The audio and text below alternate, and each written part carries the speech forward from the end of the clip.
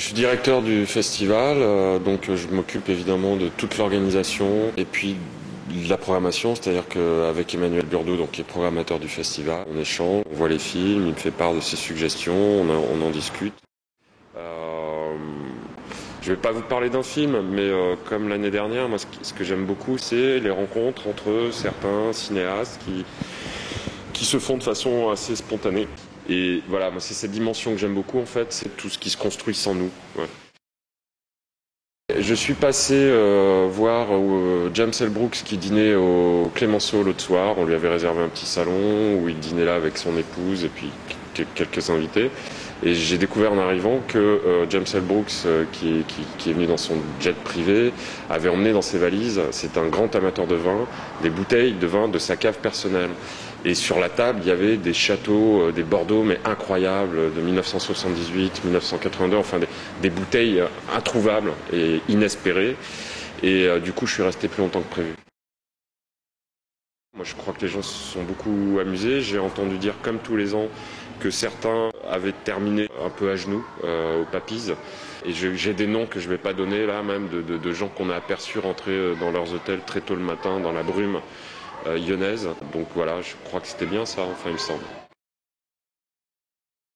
Un bon festival, c'est un festival dans lequel il y a des morts. Je suis un peu déçu parce que 6 sur 6 jours, ça fait jamais qu'un technicien par jour. Donc j'espère qu'on fera mieux l'année prochaine. Expliquer ces disparitions précisément, je ne veux pas le dire. Peut-être donner quand même un indice. Vous imaginez bien que moins il y a de techniciens et plus on allège le budget du festival, c'est plutôt une bonne nouvelle, quoi. Alors je vous avoue que j'ai évidemment prêté attention aux primaires socialistes. Un festival de cinéma, c'est un endroit où on organise des espaces de démocratie autour des débats, de rencontres. Donc évidemment tout exercice qui démocratique comme ça est important. Maintenant, l'autre vérité aussi, c'est que à part avoir fait mon devoir de citoyen, je n'ai pas véritablement suivi les débats et les discussions là-dessus.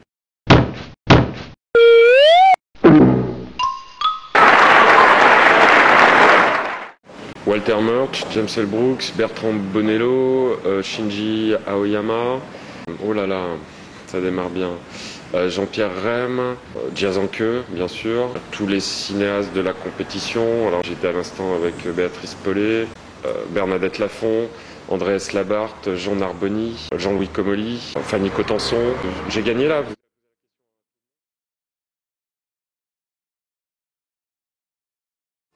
This year, in the Festival of Flower Show, 7 films in competition. Today, zoom in.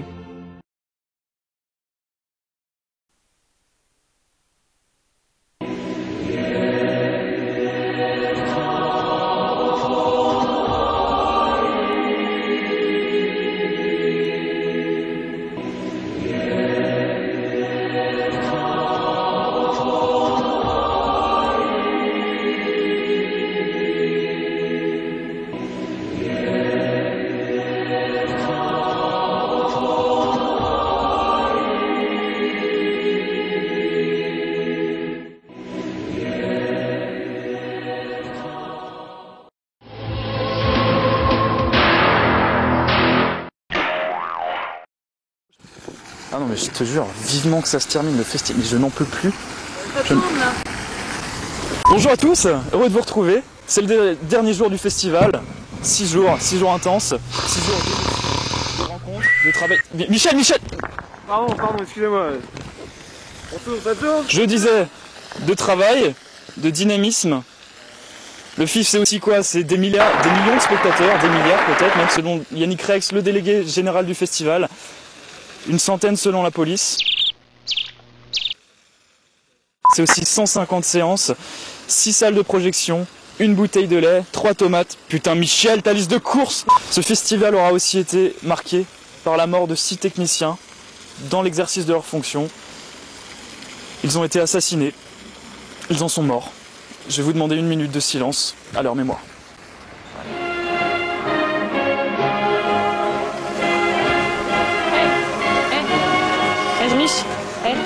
Réveille-toi, on tourne là. Allez. Je disais donc 6 morts, C'est moins que l'année dernière, il y a du progrès. Vous imaginez bien que moins il y a de techniciens et plus on allège le budget du festival. Ce qui est un peu bizarre dans cette histoire, c'est que auprès de chaque mort a été retrouvée une lettre.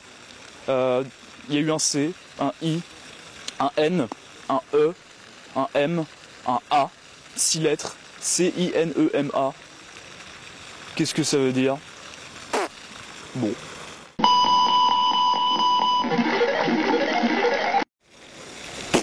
Mais tout ça, c'est les aléas d'un festival, hein. Et puis merde, allez, coupe.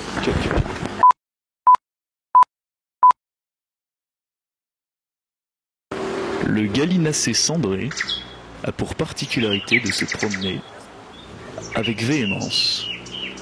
Il scrute autour à la recherche de proies et de baies afin de se nourrir et de garder une alimentation équilibrée. Il lui arrive de se nourrir de kebabs, de crêpes, mais sans beurre les crêpes.